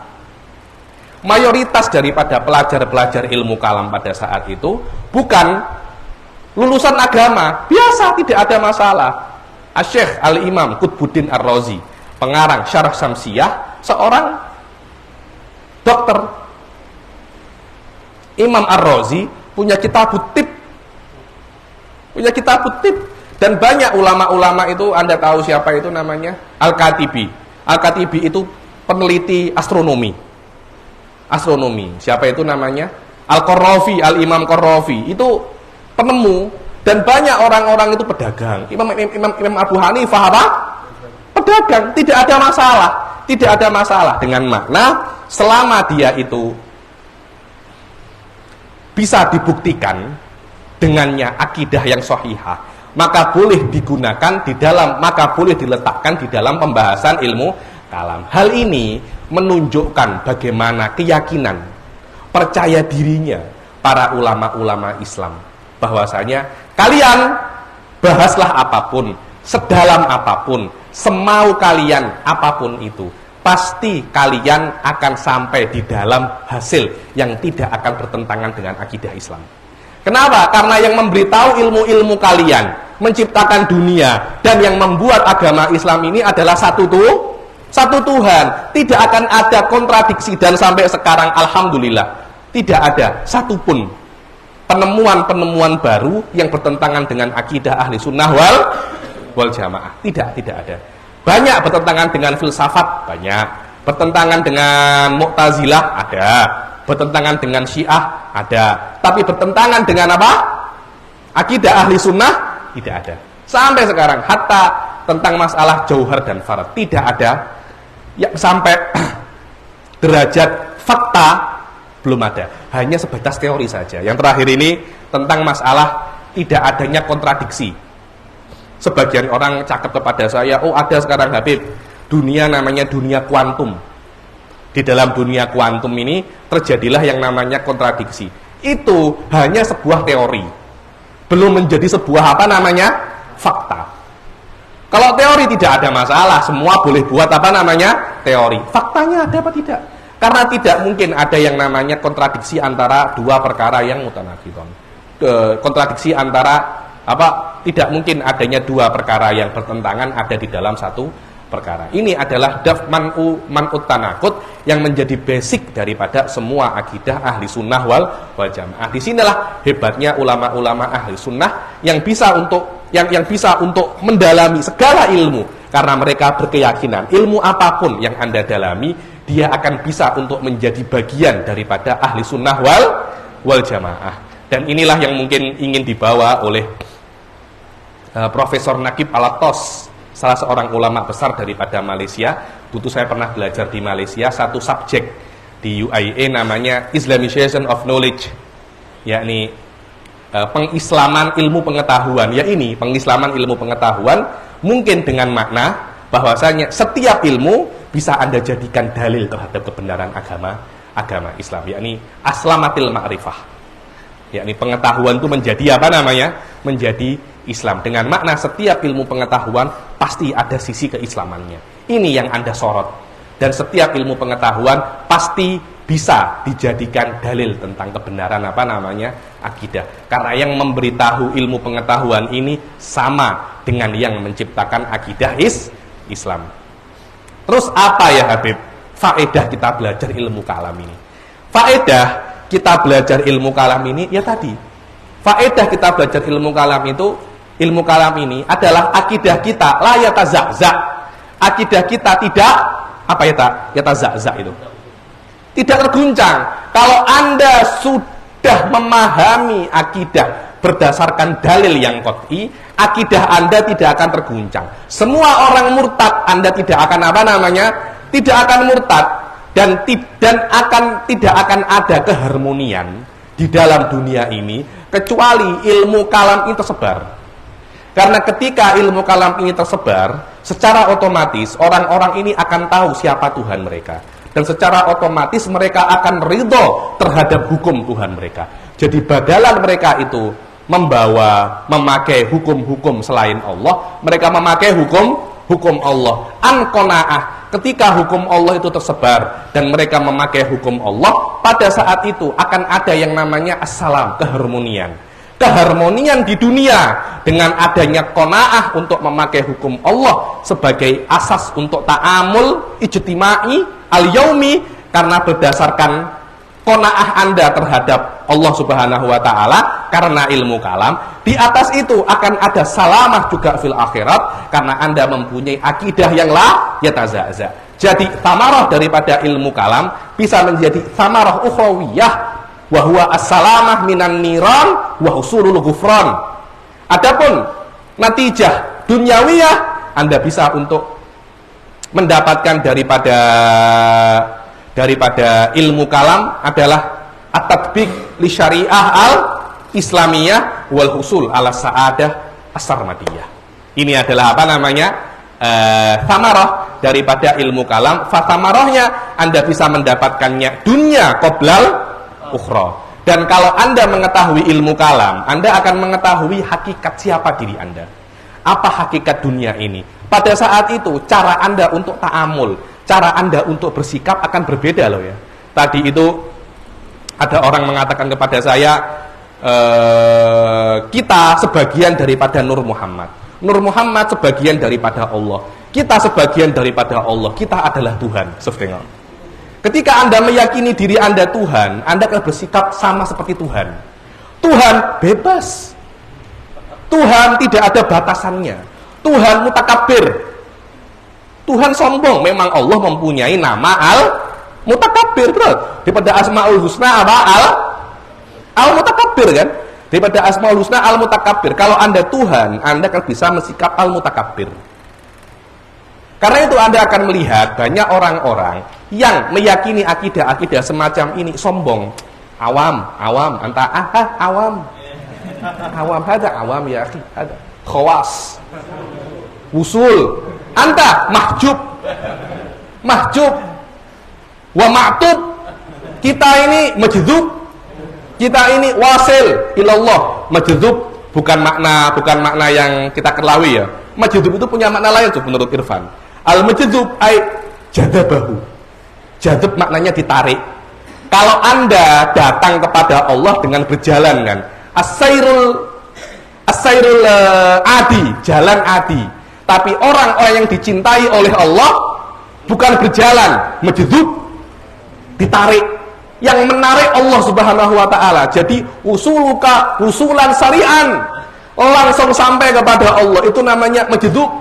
Anta mahjub wa ma'tub. Amma nahnu majdub min jadbil ilahi. Allah, saya kayak macam saya nak saya nak jadi wujudi lah. Macam lebih sesuai dengan ya. Lebih sesuai dengan wujudi ya. Hal-hal semacam itu yakni orang-orang yang mempunyai akidah wujudiyah ini, dia akan lebih sombong. Kenapa? Karena merasa kita ini tajalli.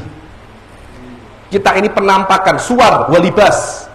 Kita ini adalah gambaran Allah. Kita ini adalah baju-baju Allah. Tanpa saya Allah tak punya baju. Loh, macam mana terus? Nah, semacam itu, memang semacam itu. Karena itu ada semacam takabur, ada semacam tajabur, ada semacam takohur di dalam diri seseorang yang meyakini akidah ini. Tengok bagaimana akidah Ahlussunnah wal Jamaah. Tidak ada. Anta ini apa? Nahnu ibadullah. Kita ini khalqun mubayyinun anillah. Allah itu dzatun qadimah, kita ini dzatun hadithah. Kita perlu kepada Allah. Nahnu fuqara ilallah. Kita perlu ibtidaan, kita perlu Allah untuk menciptakan kita. Wadawaman, kita perlu Allah untuk kita terus ada. Tapi wujudiyah la. Nahnu antum fuqara ilallah, iya, min jihatin nahnu fakirun ilallah wa min jihatin ukhra Allah fakirun ilaina. Huwa hiya wa hiya laisa huwa. Semacam itu. Daripada jihad wa jihatun ukhra. Ada jamak bainal istighna wal iftiqar, wal jamak bainat tashbih wa tanzih. Mahjub, ente belum paham kan? Mahjub ada. Ma'tub amanahnu majdzub minal hadratil ilahiyah. Bukankah ini ainut takabbur wa ainut tajabbur? Sahih wala? Ahli sunnah wal jamaah, nahnu ibad ya akhi, kita ini hamba. Apakah layak bagi hamba itu untuk sombong? Anta hamba tidak boleh sombong. Hamba itu harus tawadu. Ente hamba, ana hamba, anta juga hamba, semuanya hamba. Kita sama-sama hamba, jangan saling menyombongkan. Selama Anda hamba, sifatukat tawadu, lazimit tawadu, lazimil inqiyad, lazimil khudu, fa innama takabbur lillah wali jalalihi wali adhamatihi muslaka aslan, muslaka. Amma wujudiyah, wallahi ana ilah wa antal ilah wa antal, wallahi natakabbar ma'an, lebih besar pahalanya 27 derajat takabur berjamaah lillahi ta'ala. Saya itu pernah jumpa satu orang wujudi. Saya hadir satu kondangan, satu acara. Loh Habib, saya pun juga hadir di situ. Kok kita tidak berjumpa? Loh, saya berjumpa dengan tajalli anta. Dengan anta saya nggak berjumpa, dengan tajallimu aduh. Berjumpa, dia ketawa. Dia memang meyakini itu. Dan dia tidak menafikan itu. Nanti Habib pun akan berkeyakinan sama seperti saya. Itu sudah Tuhan alimul ghaib wa syahadah pula kamu itu. Sekarang Habib ini masih belum apa namanya? Belum makomnya. Padahal dia belajar 3 tahun. Saya belajar lebih daripada 20 tahun, tapi wusulnya cepat dia daripada saya. Loh, memang semacam itu. Di antara lawazim madhab wujudi, suratul wusul.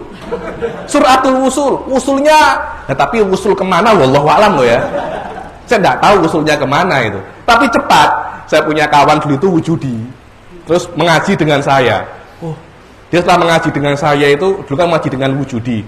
Dulu itu saya Habib, ketika masih mengaji wujudi, saya berangkat asi. Saya berangkat dalam keadaan maksiat. Saya pulang wali. Berangkat asi, pulang wali. Sekarang saya belajar dengan Habib ini, berangkat asi, ya, berangkat kelas asi, pulang jahil ya. Min jahannam ila jahannam katanya. Lu Anda kira hidup di dunia itu mudah? Tidak ada. Hidup di dunia susah ya, akhi. Hidup di dunia susah. Semua para anbiya mengatakan, wallahi, ketika melihat toir apa toir itu? Burung. Ya laitani hadat toir.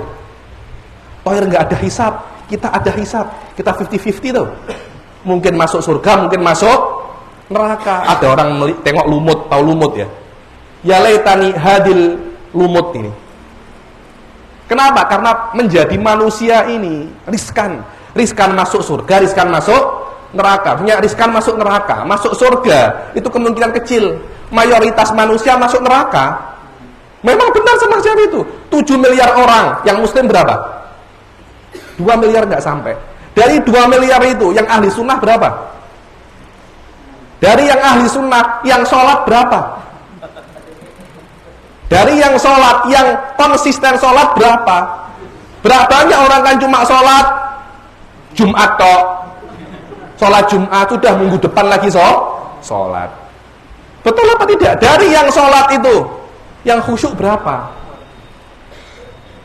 Dari semua itu, yang masuk surga itu berapa? Karena itu menjadi manusia itu riskan, sangat susah sekali. Kok mudah sekali Anda itu mau ngomong masuk surga? Apalagi berangkat asi pulang Wali, ante itu wali apa? Wali murid mungkin. Kalau wali-wali inna auliya Allah la khaufun alaihim wa lahum yazanun wallahi hadzal maqam la yunalu bisuhulah. Harus minal mujahadah wal mumarasah wal mukadabah sininan ba'da sinin. Awaman ba'dal awam, hin ba'da hin. Sahulala Ustaz. Antum sudah berapa tahun mondok? Antum sudah berapa tahun ke Hadromut? Berapa tahun buat pondok? Pasti Ustaz Rizwan ini mau ngaku wali masih takut. Iya apa ya Ustaz? Mau ngaku wali masih takut. Sini masih banyak maksiat. Saya masih belum mau ngaku wali itu loh takut. Mereka bukan hanya wali, Tuhan. Kita ini Tuhan. Tuhan. Tajalli Rabbil alamin. Bukan aulia wa sholihin, nahnu tajalli Rabbil alamin. Kurang apa lagi wallah. Seronok kan? Seronok, mahjub. Ada mahjub ada. Nahnu majdzub jadzbal ilahi. Hal-hal semacam itu yang menurut saya tidak akan bisa diketahui dan tidak akan bisa nampak kecuali ilmu-ilmu kalam itu nampak balik menjadi perbincangan di setiap kedai kopi, di setiap angkringan, makan ketupat, minum teh, apapun itu, tempat-tempat lepak, tempat-tempat ngobrol, semua membicarakan ilmu kalam pada saat itu. Nur Muhammad Qadimah, Wahabiyah, Wujudiyah akan sirna. Sekarang pahit ya akhi.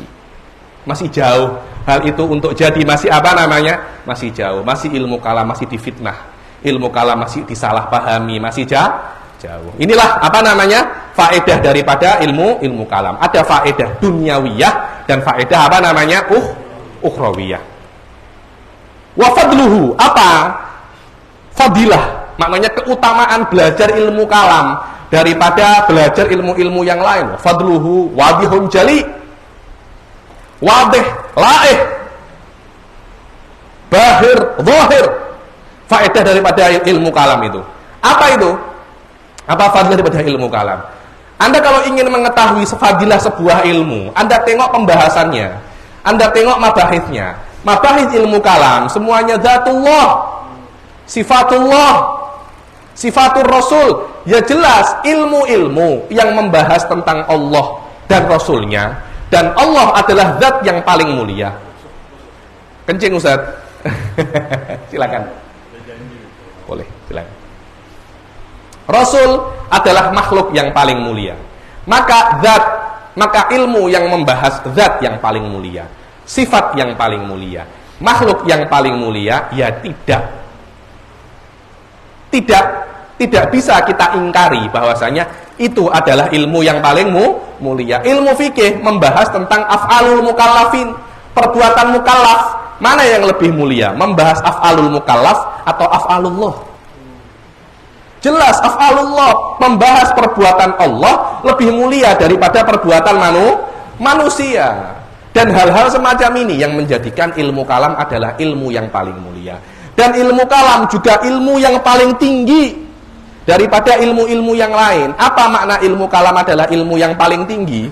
Ilmu kalam adalah ilmu yang paling tinggi karena ilmu kalam akan menjadi sumber daripada segala ilmu. Dengan makna ilmu fikih memerlukan ilmu kalam. Ilmu usul fikih memerlukan ilmu kalam. Ilmu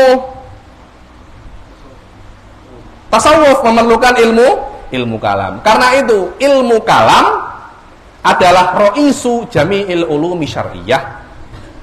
Dan selain daripada ilmu kalam, furu'un, cawangan-cawangan, cabang-cabang daripada ilmu kalam, hanya cabang daripada ilmu kalam. Siapa yang membuat ilmu kalam ini? Fadluhu sudah, nisbahnya sudah, nisbah kepada semua ilmu bahwasanya ilmu kalam adalah ra'isu jami'il ulum. Dan yang lainnya adalah furu' daripada ilmu kalam. Wal wadi', siapa yang pertama kali meletakkan ilmu kalam? Yang pertama kali meletakkan ilmu kalam Allah wa Rasuluh. Karena ilmu kalam dengan makna ilmu yang mempunyai 3 wadifah ini.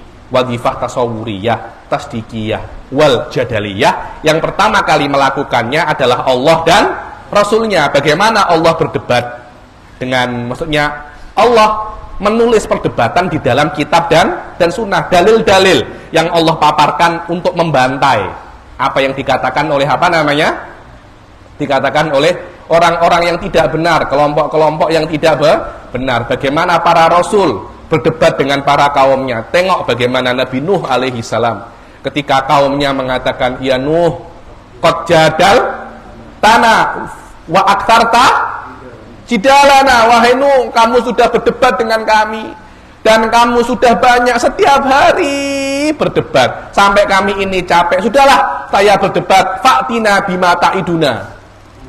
Ya sudah, datangkan ancaman-ancamanmu itu, datangkan.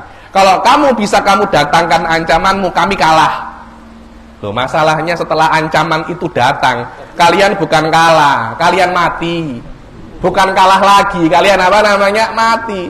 Akhirnya apa katanya Nabi Nuh? Sudah, la tadar alal ardi minal kafirina dayyara. Sudah ya Allah, luluh lantakkan semuanya ya Allah. Jangan tinggalkan satupun. Ya sudah, mereka kalah, tapi bablas kalah, bablas ke akhirat, kalah sampai sekaligus kalah di akhirat juga, bukan hanya kalah di dunia. Ini adalah contoh-contoh bagaimana nabi-nabi itu berdebat. Jadi pertama kali yang menggunakan ilmu kalam adalah para anbiya.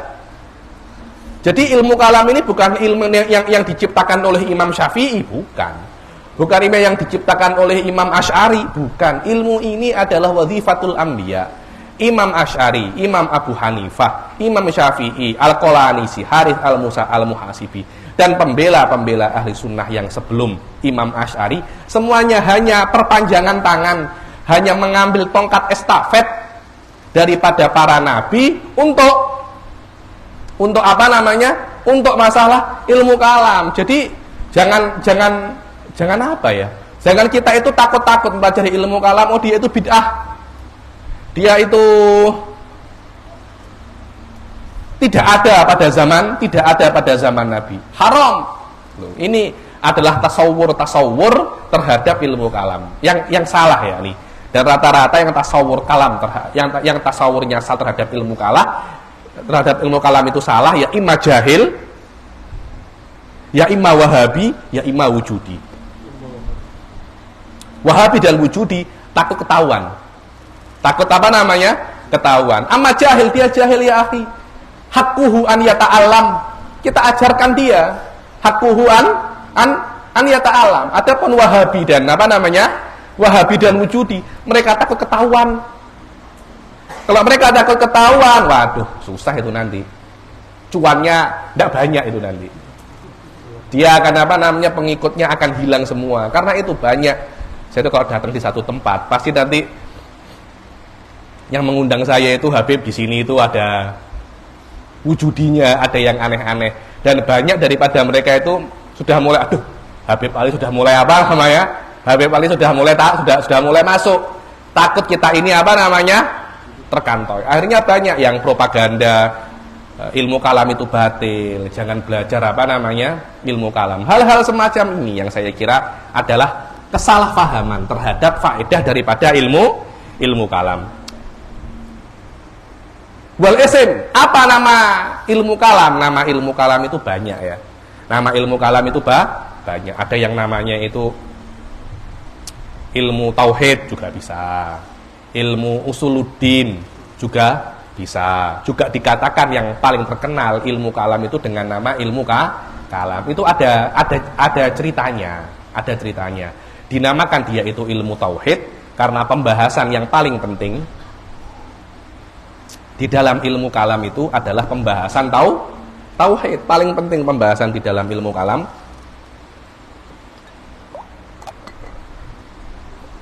adalah pembahasan tauhid. Nah, terus kenapa kok dikatakan ilmu kalam? Iya, karena pembahasan di dalam ilmu kalam yang paling banyak memakan korban, yang korbannya paling banyak memakan banyak nyawa manusia, itu pembahasan sifatul kalam, paling banyak memakan korban itu. Ketika zaman Mu'tazilah, Imam Ahmad bin Hambal di penjara, berapa banyak ulama-ulama di penjara? Semuanya tentang ilmu, cuma tentang mabahisul apa namanya? Kalam. Ini sebab pertama kenapa dikatakan ilmu ini ilmu kalam. Ada lagi yang mengatakan ilmu kalam itu dikatakan ilmu kalam karena untuk mempelajari ilmu kalam dan menguasai ilmu kalam, kalian mesti banyak kalam, mesti banyak berdiskusi. Ai antuk tiru fihil kalam. Maknanya untuk menguasainya la budda minal kalam bainal akron. Bainal akron. Ilmu-ilmu yang lain Anda bisa menguasainya selain dengan kasratul kalam. Mungkin Anda menguasainya dengan banyak baca, banyak latihan. Tapi ilmu kalam tidak bisa. Ilmu kalam Anda mesti tukthir fihil kalam. Kalau Anda tidak tukthir fihil kalam, Anda tidak akan bisa untuk memahaminya. Karena itu dikatakan ilmu ini dikatakan ilmu kalam. Ada lagi dikatakan ilmu kalam ini ilmu kalam karena dia itu afdolul kalam. Dengan makna, kalau dalilnya apa? Silakan Ustadz Iqbal cakap, Ustadz Halpiani cakap, Ustadz Hasan cakap, Ustadz Andre cakap, saya cakap. Baru nanti Adit ngomong, kalamnya Habib Ali, hadza huwal kalam. Kata-kata hadza huwal kalam maknanya hadza afdolul kalam. Jadi maknanya ketika Anda membandingkan ilmu kalam dengan ilmu-ilmu yang lain, Anda akan mengatakan hadza huwal kalam, hadza huwal ilm. Jadi ilmu ini adalah ilmu yang paling mulia. Ilmu kalam adalah ilmu yang sangat seronok. Thariqah mutakalimin adalah thariqah yang paling kuat. Sekiranya Anda faham thariqah ini, wallahi, thariqah yang lain Anda tidak akan mau. Apa ini lemah? Seperti kalau Anda dikasih makan daging wagyu, kemudian dikasih daging yang lain, Anda, apa ini? Saya biasanya apa? Makan daging wagyu yang diletakkan di sini langsung meleleh. Ini daging-daging saya mengunyah 1 jam. Saya mengunyah 1 jam, ndak habis-habis. Inilah yang namanya ilmu kalam. Dan yang terakhir, dinamakan ilmu kalam itu tidak diambil daripada kata-kata kalam, tapi diambil daripada al-kilam. Apa al-kilam? Kilam itu maknanya adalah luka. Jadi ilmu kalam karena dia itu mempunyai efek yang sangat kuat di dalam jiwa, maka dia akan seperti melukai jiwa Anda. Dan luka itu ketika dia melukai jiwa Anda, luka itu tidak akan bisa hilang begitu saja. Dia akan meninggalkan bekas. Kalau bahasa Indonesia itu codet. Dia meninggalkan codetan. Dan codet ini tidak akan bisa hilang selamanya. Orang yang sudah belajar ilmu kalam akan melukainya dan akan meninggalkan bekas di dalam jiwanya, dan bekas ini tidak akan bisa hilang selamanya. Karena itu ilmu kalam diambil daripada kilam yang maknanya curuh, melukai. Dan ilmu kalam ini istimdadnya daripada kitab ataupun sunnah, daripada kitab, sunnah dan akal. Inilah sedikit tentang muqaddimah daripada ilmu kalam. Sudah hampir 2 jam. Sudah 1,5 jam. Sudah hampir 2 jam. Tambah lagi. Capek? Kerasa 2 jam? Saya sudah tenggorokan saya sudah sudah pusing. Sekarang insyaallah sampai sini saja. Kelas yang akan datang kita akan mulai membaca kitab. Sebelum saya tutup, silahkan jika ada yang bertanya. Silahkan.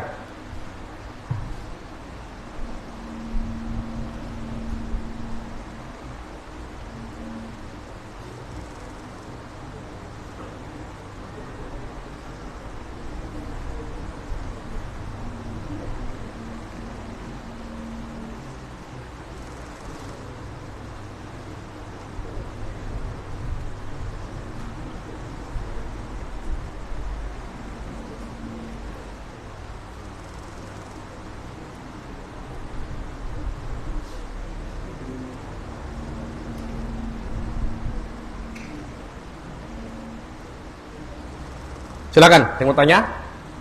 Monggo. Waalaikumsalam warahmatullahi wabarakatuh. Nama saya Jinan. Jinan. Jinan. Jinan TV. Sudah kena hack tapi. Silakan. Saya mau tanya kan, kalau pembahasan masalah lokal, seperti kalau zaman sekarang, kalau masalahnya dengan waktu seperti mujassimah. Kalau akidah tajsim itu dikategorikan sebagai pertama, apakah tajsim itu dikategorikan sebagai kafir? Terus yang kedua, gimana nasibnya orang yang nikah sama yang akidahnya tajsim gitu? Itu saya. Alal mu'tamad, masalah akidah mujassimah itu tidak kafir. Karena akhir kalamnya Imam Asy'ari sebelum beliau meninggal, beliau itu mengatakan la nukaffir ahadan min ahlil kiblah. Selama dia masih sholat menghadap kiblat yang sama, menghadap Ka'bah, maka kita tidak boleh untuk mengkafirkannya. Dan untuk mengkafirkan orang, ada satu kaidah Ustaz Iqbal. Apa itu kaidahnya? Ingkar al-ma'lum minad-din bid-darurah. Jadi Anda mengingkari sesuatu yang maklum minad-din bid-darurah. Wallahu a'lam, jumhur ahli sunnah wal jamaah mengatakan kebatilan tajsim bukan maklum minad-din bid-darurah. Walaupun ada beberapa ulama yang mengatakan tajsim karena uduhul butlan, dia itu masuk dalam kategori al-maklum minad-din bid-darurah. Dikatakannya di antara yang mengatakan semacam itu adalah Alauddin Al-Bukhari. Alauddin Al-Bukhari mengatakan bahwasanya tajsim itu kebatilannya al-maklum minad-din bid-darurah. Jadi yang mengatakan Allah itu berjisim maka dia kafir. Tapi ini pendapatnya Alauddin Al-Bukhari dan itu bukan pendapat jumhur ahli sunnah wal jamaah. Syekh Said Foda selalu mengatakan, berkali-kali Syekh Said Foda mengatakan bahwasanya Ibn Taimiyah tidak kafir, Wahabi tidak kafir, apalagi Wujudi. Jadi bohong yang menisbatkan kepada Syekh Said Foda bahwasanya beliau mengkafirkan mujassimah ataupun wahabiyah atau wujudiyah, tidak ada itu. Dan saya itu banyak berjumpa orang-orang menuduh Syekh Said Foda semacam itu. Saya bilang, saya lebih tahu guru saya daripada Anda. Ya jelas loh. Orang yang sudah belajar dengan Ustadz Rizwan 4-5 tahun, kemudian ada orang baru jumpa Ustadz Rizwan sekali 2 kali, kemudian mengatakan Ustadz Rizwan ngomong semacam ini. Loh, tidak mungkin. Beliau tidak mengatakan semacam itu. Kami lebih tahu. Guru kami, kami belajar 5-6 tahun dengan beliau. Dan beliau selalu menafikan itu. Kemudian ada orang tiba-tiba mengisbatkan perkara-perkara yang tidak Ustadz Rizwan katakan. Semacam itu kan bukan perkara yang ilmiah kan. Wallahu a'lam. Selama kita mengatakan Wahabi bukan kafir, dia itu muslim, begitu pula Wujudi, maka menikahinya tidak ada masalah. Mungkin cuma tidak afdol. Cari yang akidahnya baik. Wong saya rasa ahli sunnah banyak ganteng-ganteng semacam ini kok. Kenapa Anda cari kenapa cari yang Wahabi? Kalah ganteng, Anda banyak yang ganteng. Kaya banyak yang kaya. Yang so sweet banyak yang dari mereka yang ahli sunnah itu yang banyak yang so sweet. Merayu-rayu dengan ahli sunnah. Aku tanpamu seperti jauhar, denganmu menjadi jisim. Ini kan rayuan-rayuan ahli sunnah wal jamaah, rayuan-rayuan kalamiah. Boleh semacam itu ya. Ini wallah. Ana ini aku ini tanpamu seperti arat layakumu binafsihi. Kurang lengkap. Setelahmu aku menjadi jisim, semacam itu ya nih. Yang Anda itu bisa. Anda kalau mau so sweet juga ada ahli sunnah yang so sweet. Anda ingin ahli sunnah yang baik ya ada. Cuma kalau sudah Anda itu sudah mencintai Wahabi, ingin menikah dengan Wahabi, sudah cinta itu buta, tidak ada masalah, silahkan nikahkan. Pernikahan Anda sah, tidak ada masalah. Tapi nanti kalau anak Anda menjadi ahli bid'ah, ya jangan salahkan saya. Silakan ya, ini anak Anda menjadi Wahabi. Iya, Bib, tapi tetap saya ini Asy'ari. Lah anak Anda apa tahu? Anak Anda mungkin jadi Wahabi, juga menjadi Asy'ari. Apa? Asy'ari Wahabi. Wallahu a'lam bishawab. Silakan, mau tanya lagi? Silakan. Ini bertanya kalau ya, jadi tadi ada menyinggung ilmu kalam dengan ilmu yang lainnya, saya jadi teringat itu kalau kita dalam usul fikih itu kita kenal ada dua aliran besar, thariqatul mutakallimin dan thariqatul fuqaha. Cuman kira-kira apa singgungan secara langsung bagaimana kira-kira kenapa jadi ada ulama usul fikih itu yang pendekatan usul fikihnya itu jadi disebut mutakallimin? Iya, karena pendekatannya itu mereka menggunakan metode mutakalimin di dalam menjelaskan qawaid usuliyah. Dengan makna pendekatannya itu mereka hanya membahas umur-umur kuliah. Dan mutakalimin mereka itu membahas umur-umur kuliah. Mereka tidak membahas umur-umur juz'iyah. Jadi cara berpikir di dalam zatullah, cara berpikir di dalam akidah, mereka gunakan cara berpikir itu, metode itu di dalam adillah fikhiyah, di dalam adillah syar'iyah. Lah ketika metode ini digunakan, ketika metode mutakalimin digunakan di selain ilmu kalam, dikatakan itu ala thariqatil mutakalimin. Maknanya thariqatul mutakalimin fi itsbatil aqaid wa daf'i syubah, itu juga digunakan di dalam ilmu-ilmu yang lain. Karena itu usul fikih ala thariqatil mutakalimin selalu menjelaskan akidah-akidah, menjelaskan dalil-dalil ini secara kulli, tidak melihat furuk-furuknya. Kemudian orang-orang fuqaha langsung mengambil adillah ini musallaman tanpa dalilnya, mengambil hasilnya tanpa dalilnya, menggunakan dalil ini sebagai cara untuk istimbatul ahkam fil kitabi wa sunnah. Jadi usuliyun menjelaskan dalilnya dan membuktikan kebenaran dalil menggunakan thariqatul mutakalimin. Setelah dalil-dalil ini terbuktikan dengan benar, diambil oleh fuqaha, digunakan istimbat daripada kitab wa sunnah yang menghasilkan furu'. Dan cara yang dipakai oleh usuliyun untuk membuktikan kebenaran adillah, membuktikan kebenaran qaulus sahabah. Anda tengok ya, bagaimana, saya beri satu contoh bagaimana ulama mutakalimun membina ulama usuliyun ala thariqatil mutakalimin, membina adillah mereka atas thariqatul mutakalimin. Di dalam usul fikih ala madzhab Syafi'i, kita tidak menggunakan qaulus sahabah. Iya apa tidak? Qaulus sahabah laisa bihujjah. Kenapa? Itu terbina atas madhab di dalam ilmu kalam, jumhur dalam ilmu kalam, di dalam akidah la ismata illa lillahi wa lirasulih. Karena itu qaulus sahabah laisa bihujjah. Ketika Anda membuktikan kebatilan hujjah di qauli sahabah dengan qawaid kalamiyah, dengan thariqah kamaliyah, ketahuilah Anda itu thariqatul mutakalimin. Ketika Anda membuktikan babul qiyas dan mengembalikannya kepada an-nasy' laisa huwa an-nasy' huwa atau al-mutanaqidhan la yajtama, namanya al-mutamathilat laha nafsul ahkam. Babul qiyas yang Anda kira itu qiyas, babul illah bisa dikembalikan kepada an-nasy' huwa wa annal mutamathilat laha nafsul ahkam. Ketika istidlalnya menggunakan hal-hal semacam itu, seperti di dalam akidah, semua ilmu akidah akan kembali ke an-nasy' huwa wa annal mutamathilat laha nafsul ahkam. Begitu pula ilmu-ilmu usul fikih, ketika metode ini dipraktekkan, ketahuilah itu adalah metode usul fikih ala thariqatil mutakalimin. Kalau Anda praktek metode ini kepada fikih, bisa al fikih ala thariqatil mutakalimin. Nahwu, Anda praktekkan thariqah ini, an-nahwu ala thariqatil mutakalimin. Kalau saya berbicara masalah ini, Anda akan kejut. Berapa banyak ulama-ulama yang muhadithun, mufassirun, mutakalimun ya akhi. Ala thariqatil mutakalimin. Fal ilmul kalam thariqatun litafkir, manhajiyatun fil itsbat. Bukan hanya sebuah ilmu, tapi ilmu kalam adalah manhajun nadhar. Ini adalah level yang lebih tinggi daripada yang apa saya ajarkan. Itu kalau Anda mau belajar itu, nah, hubungi Ustaz Hasan.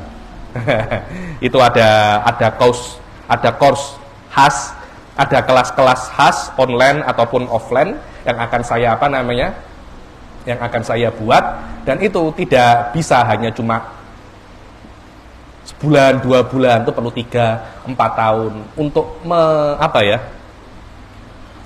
untuk membiasakan Anda apa Thariqatul Mutakalimin ini. Ustadz Iqbal dan Ustadz Alpiani sedikit banyak mereka tahu thariqah itu terhadap berdasarkan pengalaman mereka belajar dengan saya. Sudah berapa tahun Ustadz Iqbal? 4 tahun sudah mempunyai pengalaman untuk itu. Wallahu a'lam ya. Saya rasa thariqah Mutakalimin secara global semacam itu. Tanya lagi?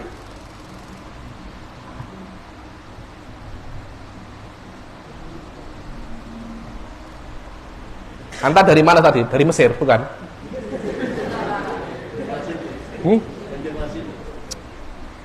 Saya kira kawannya Ustadz Jinan.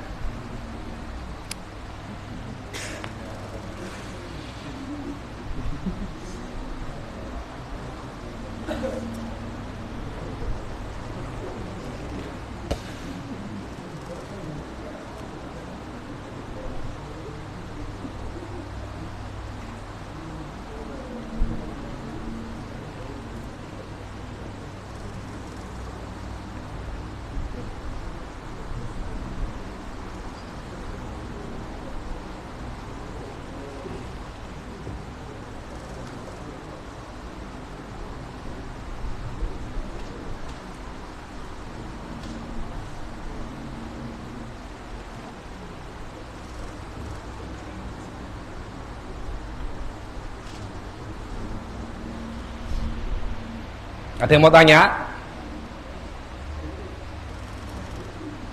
Kenapa malu? Anda tanya salah pun nggak ada masalah, nggak kafir kok. Silakan.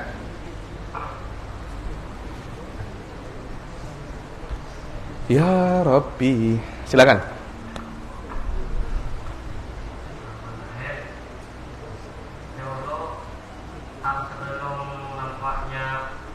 Siapa nama Anta?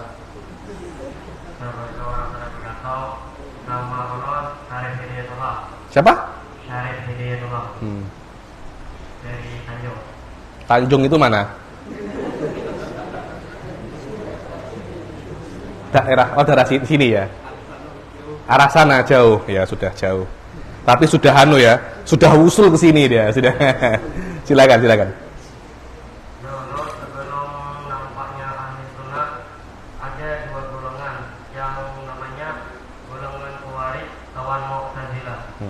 Golongan Mu'tazilah itu satu golongan yang mereka itu ahli bid'ah. Kalau golongan Khawarij itu bagaimana? Sama, dia juga ahli bid'ah. Sama saja. Cuma Mu'tazilah itu Khawarij tidak sekuat Mu'tazilah. Mu'tazilah sampai punya pemerintahan, menguasai khilafah Islam. Khawarij ini terpinggirkan. Dia kayak di satu pulau. Dan hanya di situ jumlah mereka sekitar 15.000, 20.000 semacam itu saja. Kalau Mu'tazilah banyak. Dan kitab-kitab Mu'tazilah sangat banyak sekali, ulama-ulama mereka banyak, mereka beratus-ratus tahun. Khawarij ini mungkin cuma beberapa tahun habis sudah. Tapi mereka sempat menjadi Mereka sempat menjadi penguasa Islam pada saat itu. Wallahu a'lam. Mau tanya lagi?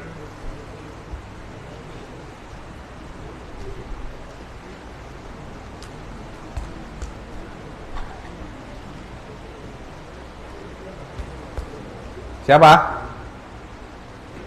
Sudah habis? Ustadz Iqbal mau tanya apa? Kenapa malu-malu Anda Ustadz Iqbal?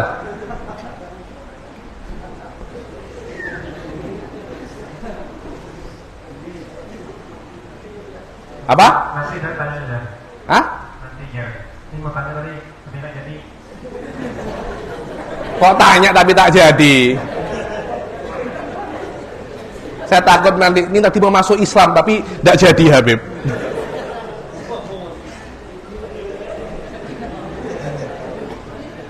Oke? Tidak apa-apa kalau sama mamanya malu, nanti di sesi yang akan datang tulis saja. Tulis, terus letak di sini nanti saya saya baca pertanyaannya. Mungkin malu atau apa, nggak ada masalah. Oke, cukup sampai sini sesi kedua. Insyaallah kita hari ini sampai sesi ini saja. Saya mau berziarah ke makam kawan saya, Ustadz Abdurrahman Al-Ansori, Abdurrahman Makti. Beliau dulu saya kenal baik dengan beliau ya, ketika masih di Al-Ahqaf. Insyaallah kita jumpa lagi esok ya, esok pukul 8.30 ya. 8.30 insyaallah kita 3 sesi besok. Kita 3 sesi insyaallah. Jadi 6 kali insyaallah akan hatam kitab ini insyaallah.